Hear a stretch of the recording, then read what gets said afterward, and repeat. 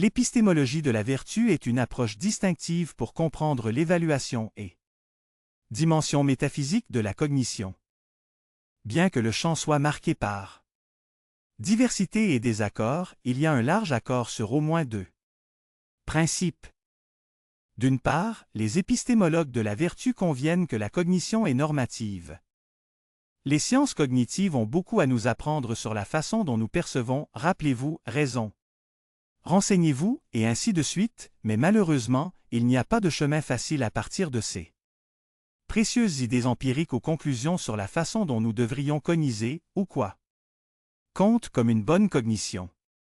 Cela ne veut pas dire que les faits empiriques sur la cognition sont sans rapport avec les questions normatives, mais il ne reste que ces questions importantes.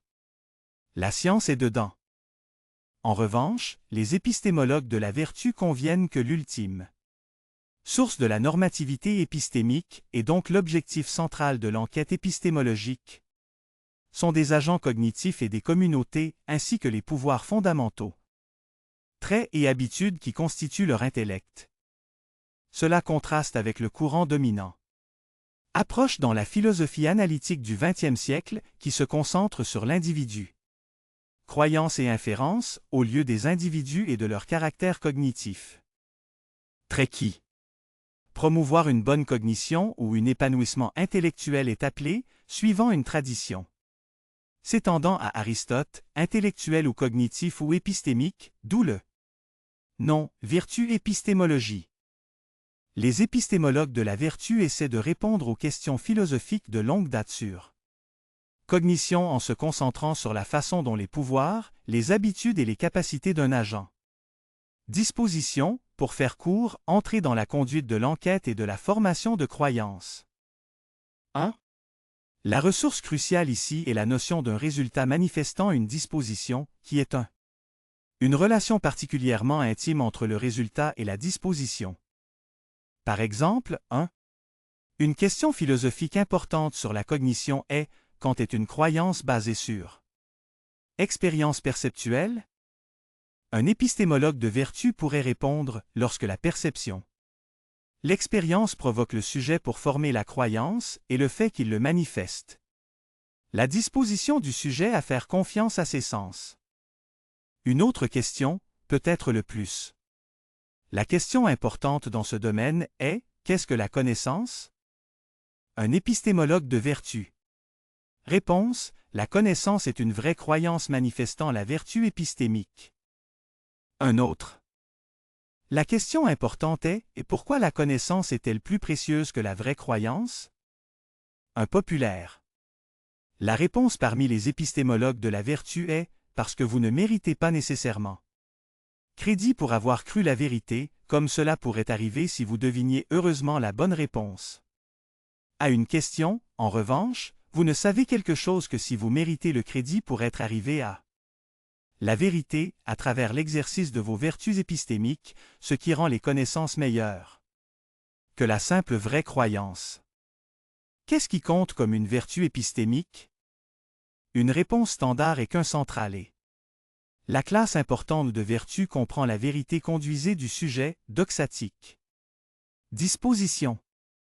C'est-à-dire que ce sont des dispositions qui rendent le sujet bon à détecter et approuver la vérité, afin qu'elle ait généralement raison lorsqu'elle exerce ses exercices.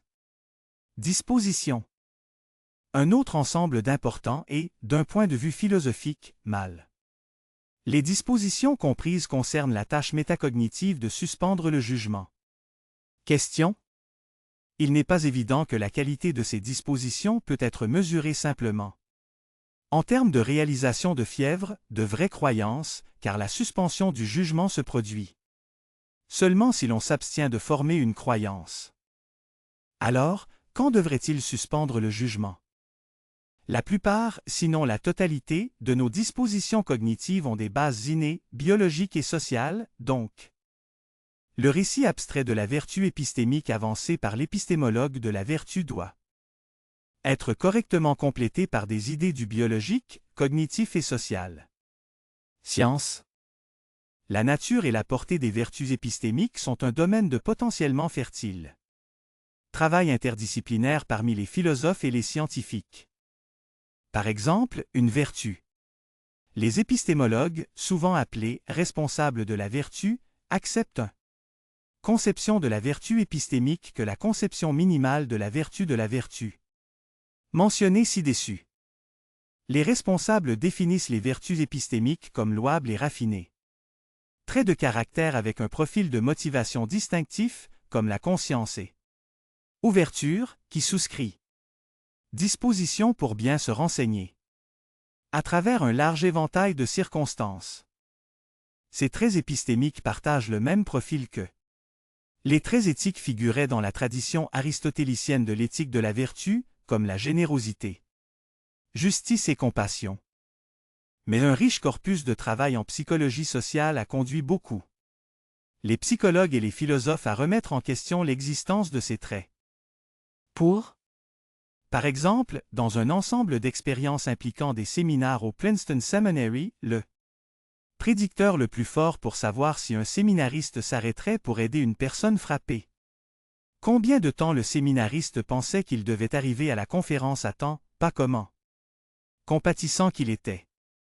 Dans un autre ensemble d'expériences, si le sujet a offert de l'aide à un passant en détresse était fortement influencé par la question de savoir si le sujet avait récemment trouvé un centime dans un téléphone salarial, pas comment. Compatissant qu'elle était. Ces résultats et d'autres tout aussi surprenants sont souvent pris pour suggérer que nous survivons considérablement à la prévalence des traits individuels dans déterminer le comportement et sous-estimer en conséquence l'impact de la situation. Facteur. Si cela est correct, alors cela n'augmente pas bien pour la conception responsable de vertu épistémique. L'hypothèse que nous avons raffiné les vertus épistémiques.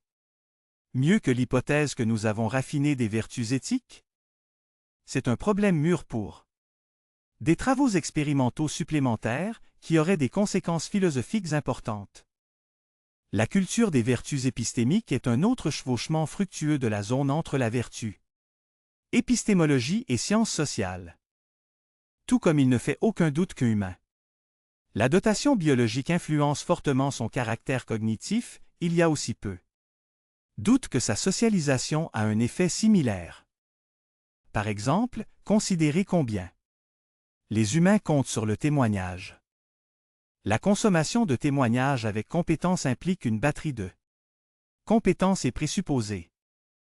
Il existe des preuves solides que le statut social d'un orateur, le sexe et l'ethnicité affectent la façon dont leur témoignage est considéré. Nous courons le risque de témoignages incompétents ou injustes. Scientifique social. La recherche est essentielle pour nous aider à comprendre nos habitudes et nos prédispositions, toutes deux vicieuses et vertueux à cet égard.